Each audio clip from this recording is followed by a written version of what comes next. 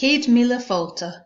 The traditional Gaelic greeting extends 100,000 welcomes to you as you visit one of the heartlands of the language, the Isle of Skye, or Island of Cho. The Isle of Skye is the largest and most northerly major island in the Inner Hebrides of Scotland. The island's peninsulas radiate from a mountainous centre dominated by the Cuillins, the rocky slopes of which provide some of the most dramatic mountain scenery in the country. The island has been occupied since the Mesolithic period, and its history includes a time of Norse rule and a long period of domination by Clan MacLeod and Clan Donald. The 18th century Jacobite risings led to the breaking up of the clan system and subsequent clearances that replaced entire communities with sheep farms, some of which also involved forced emigrations to distant lands. Gaelic, Norse and English-speaking peoples have influenced the history of Skye. The relationships between their names for the island are not straightforward.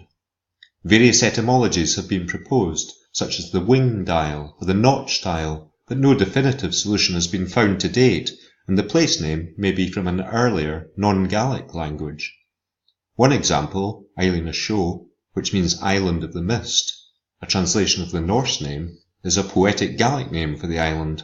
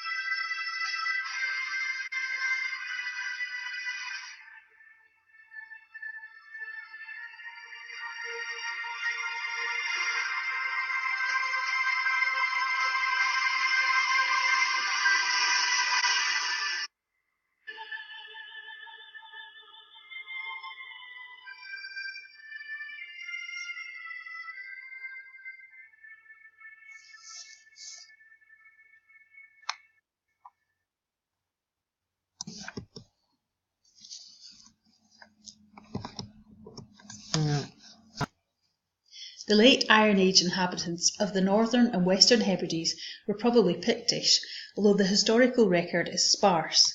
3 Pictish symbol stones have been found in Skye, and a 4th on Rassay. The North held sway throughout the Hebrides from the 9th century until after the Treaty of Perth in 1266. However, apart from place names, little remains of their presence on Skye in the written or archaeological record. Viking heritage is claimed by Clan MacLeod, and Norse tradition is celebrated in the winter fire festival at Dunvegan, during which a replica Viking longboat is set alight. The largest of the Inner Hebrides, SKYE, is home to some of Scotland's most iconic landscapes. The island has countless ways to enchant you, with its mountain ranges, miles of dramatic coastline and captivating history. SKYE's most majestic geological features, the Old Man of Storr, the Kerrang and the Cuillin, leave lasting impressions. If you're planning a visit, pack your sturdiest boots. The true Cuillin, also known as the Black Cuillin, are composed of gabbro, a dark igneous rock that is volcanic, indicating Skye's origins. The Red Cuillin, known locally as Red Hills, are lower, and being less rocky have fewer scrambles or climbs. They are mainly composed of granite, which has a particular red tinge to it. The highest point on the Isle of Skye is SKYE Alistair in the Black Cuillin at 992 metres, or 3,255 feet. The Old Man of Storr is a majestic rocky cliff located in the very popular Trotternish Ridge. Legend has it that the Old Man of Storr was a giant who had lived in Trotternish. When he died, he was buried with his finger left sticking out, creating the ridges. With its Norse and Gaelic roots, it's no surprise that fairy folklore abounds on this island of amazing landscape, of grassy knolls, scenic hillsides, rock formations and castles. Almost everywhere you turn there is a place that looks as if it were a secret gathering spot for magic creatures, and there is usually a bit of local folklore to go with it. The sheer number of places named for fairies should give an indication of how important folklore is on the Isle of Skye. The fairy pools are a natural waterfall phenomenon in Glen Bristle in the Isle of Skye. The vivid blues and greens of the pools suggest an unnatural origin. They are a popular place for wild swimmers.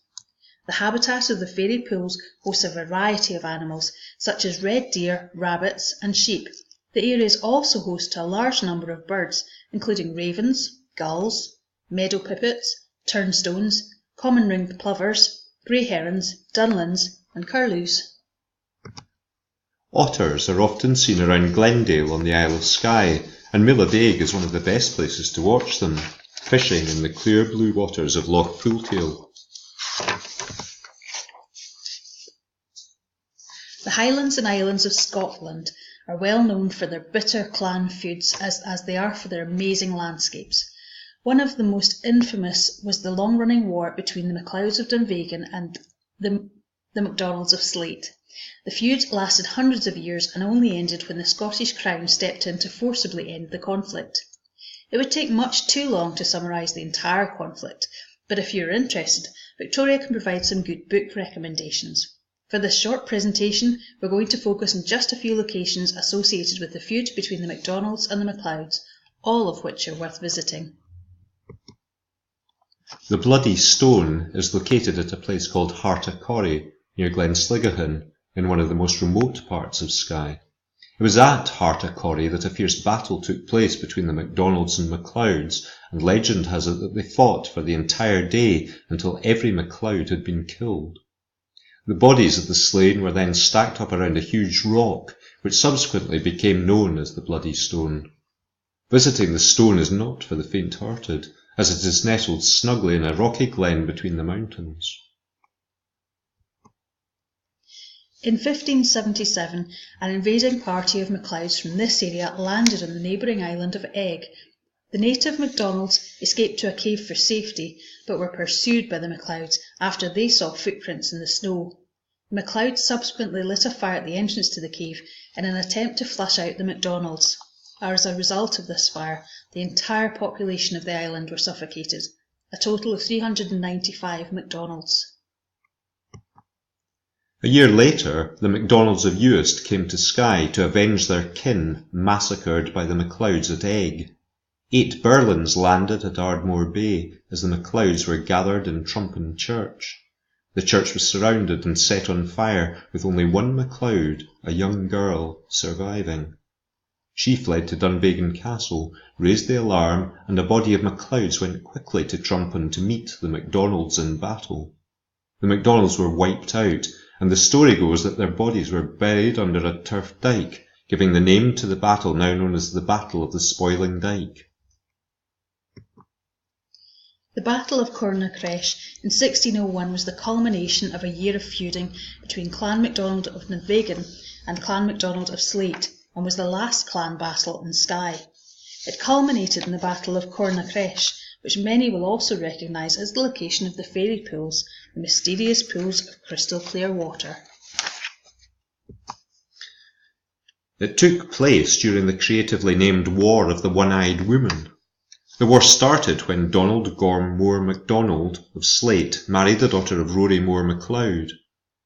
At that time of Gaelic history, it was customary to have a trial marriage period of 1 year and 1 day. If the marriage was considered agreeable, it was formalised. If not, it was annulled. At some stage during the trial period, Rory MacLeod's daughter lost an eye at Duntulm in northern Skye. Further, she bore no children, and when the expiry date had been reached for the trial period of marriage, Donald Gorm Moore MacDonald unceremoniously sent her back to MacLeod on a one-eyed donkey, led by a one-eyed man with a one-eyed dog. Rory Moore MacLeod was outraged, and the War of the One-Eyed Woman had begun. History records the battle as a victory for the MacDonalds of Slate, but it was said that the battle was so fierce and so many had been slain that Loch Maddie ran red with blood. There may be some truth to the legend, as the Scottish crown was sufficiently horrified by the battle to step in and force a truce between the feuding clans, who never again went to war against each other. The most powerful clans on Skye in the post-Norse period were Clan MacLeod and Clan MacDonald of Slate, and while there are other castles in Skye, these two are the centre of tales still told at beach bonfires and St Andrew's Day celebrations.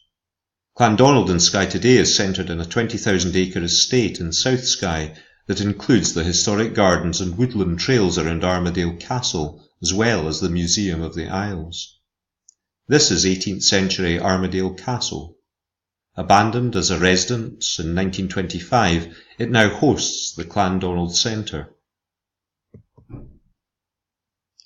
The MacDonalds, or Clan Donald, exercised a powerful influence in Highland history.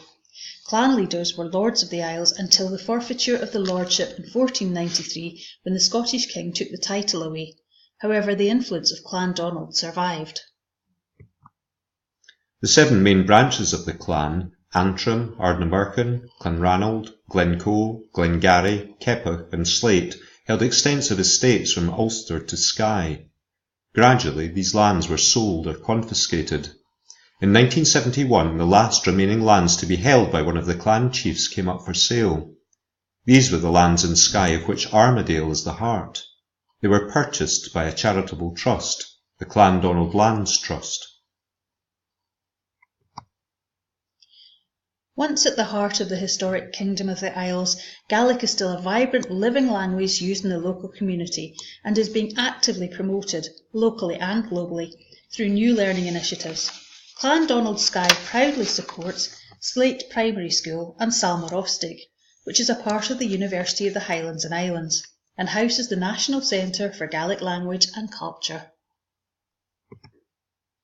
Clan Donald Skye offers visitors the chance to see many of Scotland's iconic wildlife species in their natural environment, including red and roe deer, otters, and a huge variety of birds including skylarks, lapwings, shearwaters, diving gannets, golden eagles, and sea eagles. The sea around the estate is home in the late summer to basking sharks and minke whales, while porpoises can be seen in many of the bays from the spring onwards. You are more likely to see seals or selkies basking in the sun near the ancestral home of the chiefs of Clan MacLeod.